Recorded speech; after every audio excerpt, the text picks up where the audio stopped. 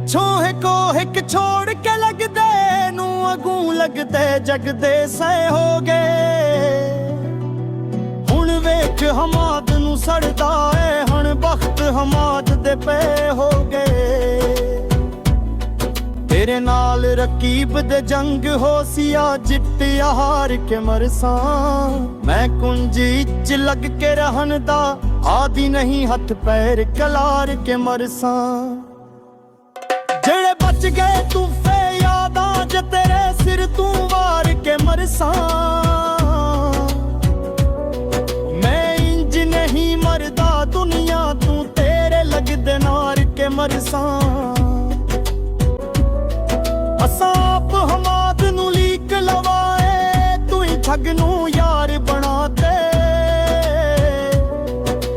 ਭਲਾ ਮੇਣੀਆਂ ਤੂੰ ਬੰਦਾ ਬਚ ਸਕਦਾ ਏ ਬੂਵੇ ਘਰ ਦੇ ਯਾਰ ਬਲਾਤੇ।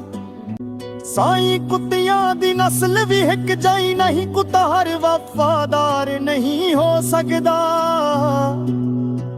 ਚੋਰੀ ਵੇਖ ਕੇ ਝੋਪੜੀ ਦੁਸ਼ਮਨ ਦੀ ਹਰ ਜ਼ਹਨ ਕਾਰ ਨਹੀਂ ਹੋ ਸਕਦਾ। ਇੰਜ ਵੇਖ ਕੇ ਬਚ ਮੈਂ ਖਾਨੇ ਦੇ ਚੋਰਾਂ ਮੈਂ ਗੁਨਗਾਰ ਨਹੀਂ ਹੋ ਸਕਦਾ। ਪਰਾਵੇ ਜ਼ਮਜ਼ਮ ਵਿੱਚ ਵੀ ਤਰਦਾ ਰਹਿ ਬੇੜਾ ਕੁਫਰ ਦਾ ਪਾਰ ਨਹੀਂ ਹੋ ਸਕਦਾ।